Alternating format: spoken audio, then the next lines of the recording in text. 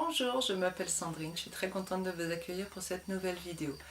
Alors je suis un petit peu chamboulée par le gros travail émotionnel que j'ai fait aujourd'hui.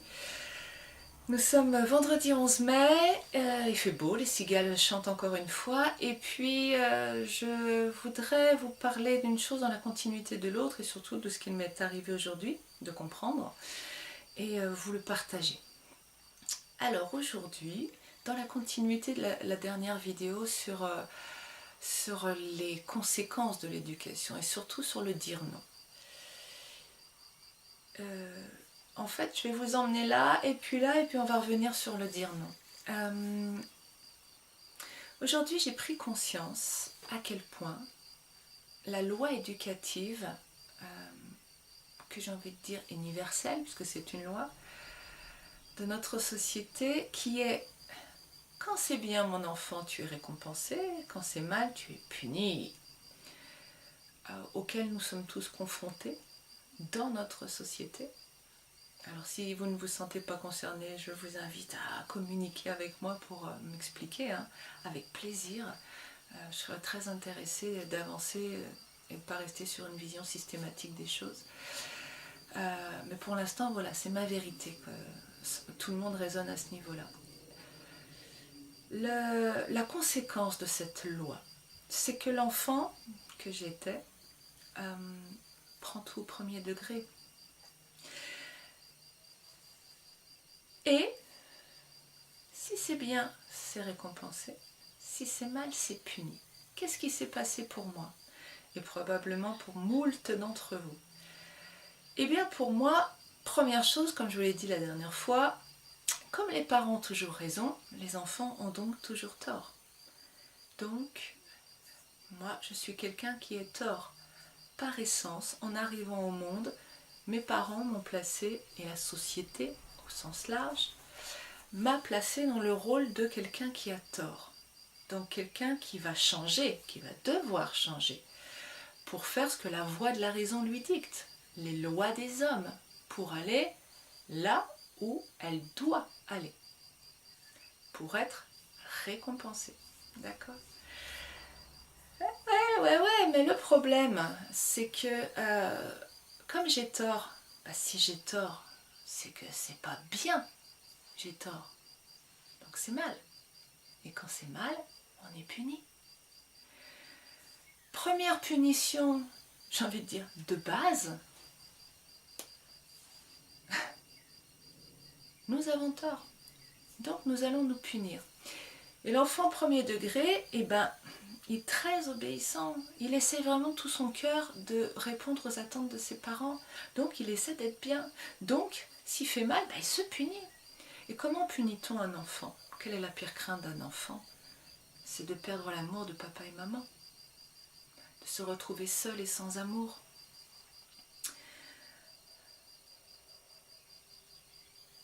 Il y a plein d'apartés qui me viennent dans la tête là par rapport à ça. Sur la notion d'abandon par exemple. Mais on va laisser de côté. Si j'ai le temps, j'y reviendrai. Donc, notre enfant a cette crainte-là. Ce qui fait que pour lui, la pire punition, c'est se priver. C'est être privé d'amour. Bon, moi je veux devenir une bonne personne. Je suis une enfant très obéissante. Je veux devenir quelqu'un de bien parce que je veux être aimée. Donc, première déception, je suis quelqu'un de mal. Qu'est-ce qui se passe? Puisque j'ai tout le temps tort, apparition de la culpabilité. Je devrais être là, je devrais être quelqu'un de bien pour être récompensé, et moi je suis là, j'ai tort. On est d'accord que tout ça est très artificiel. Ce sont mes parents, la société qui décident que je ne devrais pas être là, mais là, à gauche ou à droite. Dans la réalité, c'est toujours moi, mais non, il faut que tu sois là, parce que là, c'est pas bien. Qui décide? Les hommes, la loi des hommes. Donc l'enfant qui est là se déclare coupable. C'est pour ça que je suis persuadée, à l'heure actuelle, ça peut évoluer au niveau de ma vérité bien sûr, mais je suis persuadée que nous avons tous un fond de culpabilité à l'intérieur de nous. Et ce fond de culpabilité, il invite l'enfant à se punir. Et comment un enfant se punit? Donc, en se en se privant de son amour. D'où croyez-vous que les problèmes d'estime de soi viennent? Il y a sûrement d'autres endroits, d'autres raisons. Mais en tout cas, là, j'y vois déjà une première raison énorme et fondamentale à laquelle, j'ai envie de dire, on ne peut pas échapper. Deuxième raison, dans mon cas,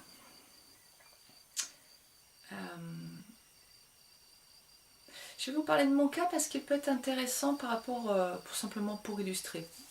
Ça n'est pas une remise en cause de mes parents, bien sûr. Je suis une enfant qui n'était pas désirée. Mes parents ne voulaient pas un nouvel enfant. À partir du moment où je suis née, et même dans le ventre de ma mère, pas de mes parents, il y avait ce sentiment de « je ne devrais pas être là ». À partir du moment où je suis née, je me suis sentie donc coupable, puisque être quelqu'un de bien, c'était ne pas venir, puisque mes parents ne voulaient pas de moi. Donc je me suis placée là, culpabilité supplémentaire. Je me suis donc privée davantage de mon amour que quelqu'un qui peut-être se sentait désiré. Je me suis privée encore plus de mon amour.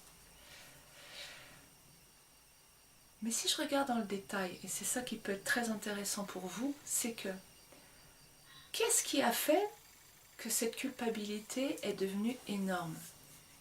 Elle est devenue énorme par le comportement de mes parents. Ils avaient un comportement, et moi dessus, j'ai mis une étiquette qui était négative. C'est-à-dire que j'attendais un comportement d'amour inconditionnel de leur part. C'est ce que je voulais. Oui, bah oui, mais j'ai pas eu ça.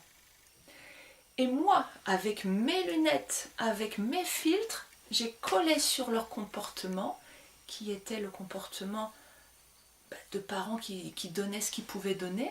Moi, j'ai mis une étiquette négative en tant qu'enfant. Et cette étiquette négative, elle m'a ramenée à si c'est mal, on est puni.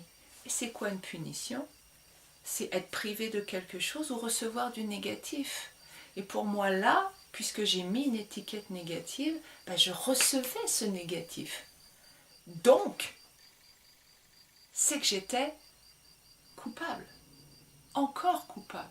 Encore coupable.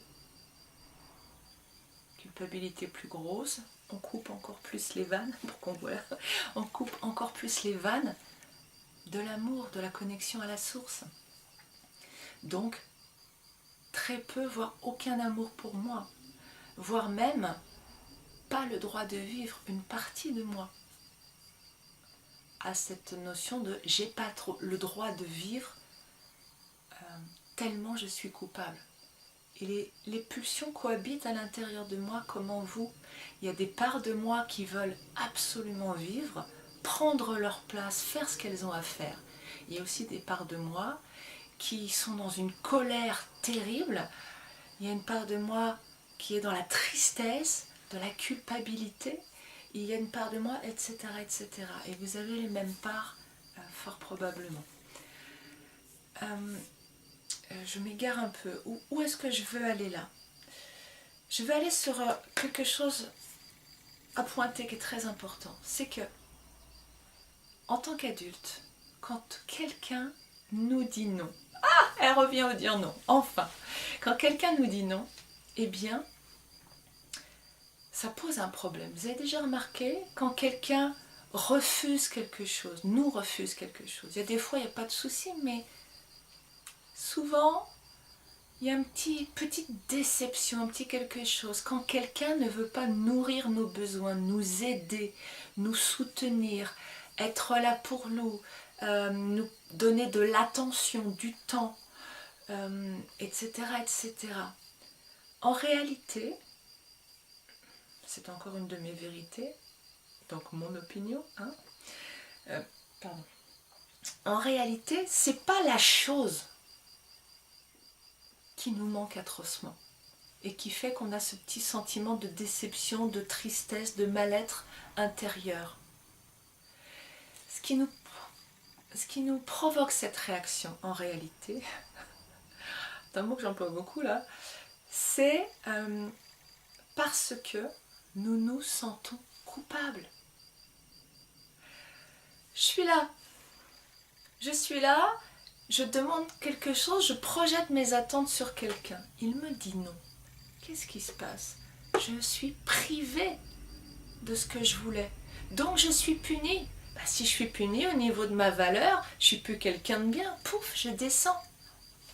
Et si je descends, je vais donc me punir moi-même en me coupant de mon propre amour. Je deviens coupable d'être quelqu'un de mauvais et je me prive de mon propre amour. Voilà notre mécanisme. Donc, entendre un non, à cause de notre conditionnement éducatif, c'est source de culpabilité, de tristesse et de colère. Les deux, la colère, oui, je voulais faire une vidéo là-dessus. La colère, c'est cache la tristesse. En fait, c'est ce qui permet de survivre à la tristesse. Mais derrière la colère, il y a la tristesse, de toute façon. Donc je ne sais plus ce que j'étais en train de dire sur la culpabilité, etc. Bon, je crois qu'il est temps de m'arrêter parce que ça part en cacahuète.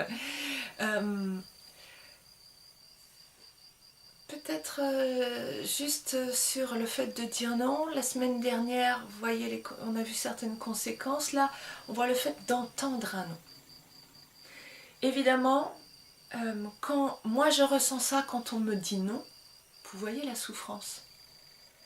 Eh ben, il me semble fort que j'ai pas envie de faire vivre ça à l'autre. Parce que l'enfant se croit responsable de ce qu'il reçoit. Comment dire? Si c'est bien, tu es récompensé. Si ce que tu fais est bien, si ce que tu es bien. Donc clairement, quand l'autre récompense, il est content. En tant qu'enfant, je ne m'attends pas à ce que l'autre me récompense en me disputant et en même temps en me donnant quelque chose de positif. Vous voyez, il y a quelque chose qui n'est pas cohérent. La récompense, c'est la joie de l'autre, le plaisir de l'autre, l'énergie d'amour qui anime l'autre et qu'il va me donner ou par une forme immatérielle, juste de l'amour, de la reconnaissance, de l'estime, soit par une forme matérielle, cadeau, ou alors un peu plus immatériel du temps, etc. Donc, j'ai pas envie de faire souffrir les autres. Moi, je souffre quand on me dit non. J'ai pas envie de faire souffrir les autres quand je dis non. Je crois qu'il est temps que j'arrête cette vidéo. Je reviendrai sûrement sur ce sujet d'une autre façon, mais là, je pense que je suis fatiguée et que je me perds un peu. Alors, on va s'arrêter là pour aujourd'hui. Je vous souhaite une belle semaine. Je vais continuer... il faut dire que les émotions continuent à beaucoup travailler à l'intérieur là et que c'est un peu le bins. C'est pour ça que le mental lâche, tout se réorganise, l'ADN se réorganise. Et oui, l'épigénétique nous dit que quand on travaille, on déconditionne des choses, enfin c'est pas quand on déconditionne, c'est à chaque instant, nous réencodons notre ADN. Quand nous allons dans la nouveauté, quand il y a des changements de comportement, des changements dans la façon de penser, ça réencode, d'où la fatigue. Voilà, donc, et d'où la fatigue en ce moment, parce que avec la montée vibratoire de la Terre, il y a un sacré réencodage, donc forcément, on est fatigué, entre autres. Je vous dis, il faut que je me taise, il faut que je m'arrête, je vous dis à très bientôt. Belle semaine à vous, au revoir.